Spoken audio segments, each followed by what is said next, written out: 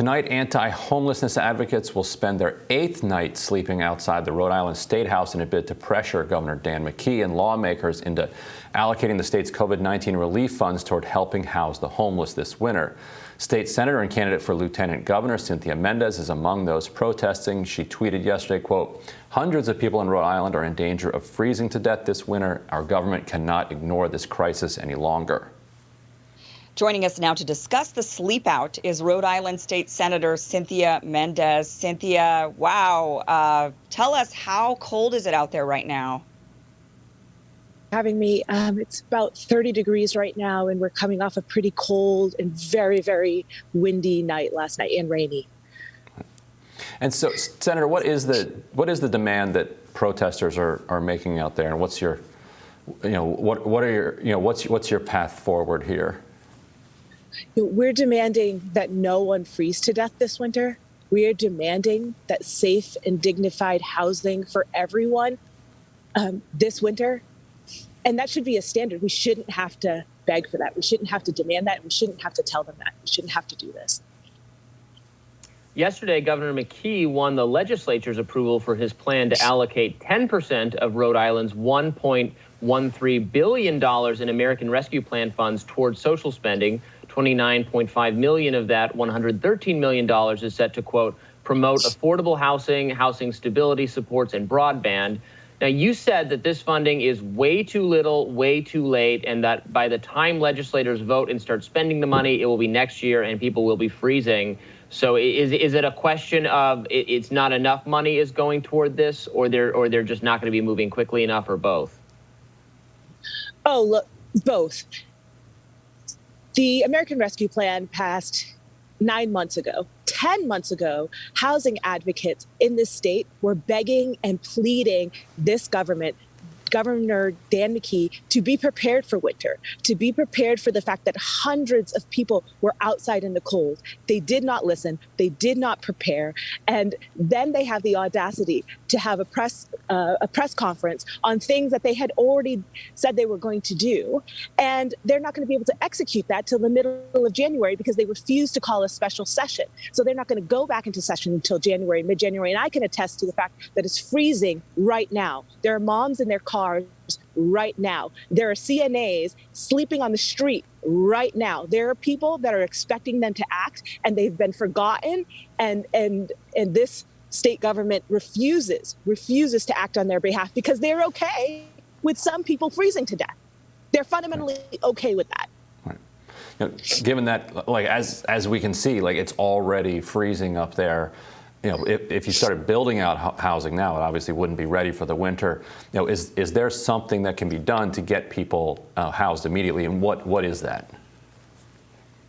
Yeah, absolutely. There are a number of solutions, and that advocates, again, 10 months ago were listing that they could do. There was shelters that needed to be expanded. There's a list of things that the advocates were. But for example, there's one thing, 1%. It could take 1% of the ARPA funds to create a hotel voucher system where we can get everyone in a safe, warm, dignified space for the winter. 1% of the ARPA funds. This has worked across the country. It's worked here in the past. The only thing that's not working right now is our federal government, our state government. The only person that's not working is Governor Dan McKee and the Speaker and the Senate President, because they do not care. Is there? Yeah, it seems like. Yeah. Go ahead, Robbie. I'm not in DC right now, but I'm normally in DC. Where we have, like everywhere, we have something of a homelessness issue. There has been efforts to move the homeless into temporary or semi-permanent shelter, and they've often been unwilling to.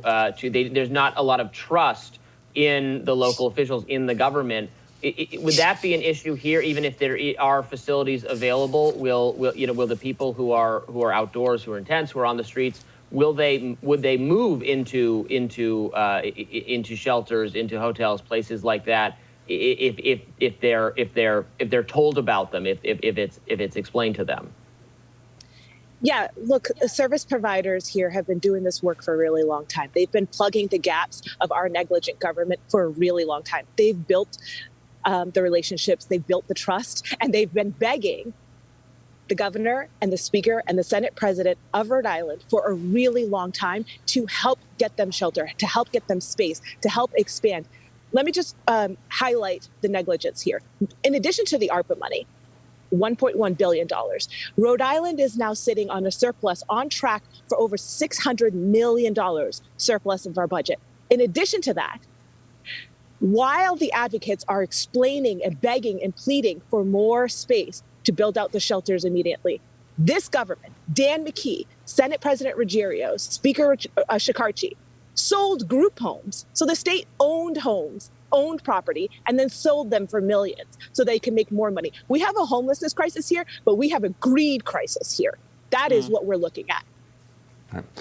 Can you update us on how the Rhode Island co-op is doing since we last covered it here? I've read some coverage in the Huffington Post and also some local coverage about a number of candidates having dropped out. I guess you expelled one candidate from the co-op. A couple of candidates dropped out of the race, and there's only a handful who were elected in 2020 as part of the co-op who are in office now. What is the trajectory here?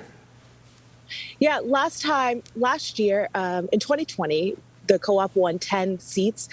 We actually were able to make more progress in one session than ever before. We passed $15 minimum wage. We were able to see climate legislation passed, and we have so much more to do. So we are hoping to continue to grow. I'm running for lieutenant governor. I'm running alongside my partner and my running mate, Matt Brown, for governor. And we're running alongside 50 candidates for the Rhode Island Political Cooperative. And the hope is and the plan is to out this establishment, this very establishment that continues to hoard resources, to have their cold, hard grip on this state that robs people of joy, hope, and resources, and forces the working class people of Rhode Island to continue to subsidize their cruelty. All right. One of the complaints that was aired in that Huffington Post article was that the author of the climate change bill that you just mentioned as having passed this year is now being challenged by the co-op. Can you talk a little bit about why, or was being challenged? I think the person dropped out, but you're working on recruiting a new candidate. Why challenge the candidate who authored, or the member who authored the bill that is being touted as a major win? Yeah, I'm not a co-chair of the co-op, so happy to, I ran with the co-op the first time. I'm running alongside them now. But one thing I can say is that here, the political establishment is very controlling. And we do not need women in office who obey. We need women in office who fight. And anybody who is not willing to fight hard for the people of Rhode Island, I think deserves a primary.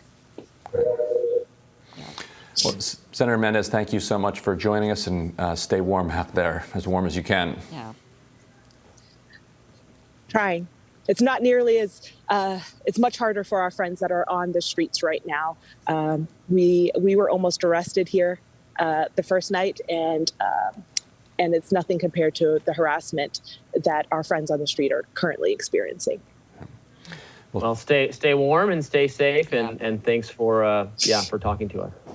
Mm-hmm. Thank you. Well, that does it for us. Tomorrow on Rising, Brianna Joy Gray will join us, and Team Rising will, of course, be here to weigh in on the stories of the day. Don't forget to like, share, and subscribe so you never miss a video. Yeah, we'll see you guys tomorrow. Bye-bye.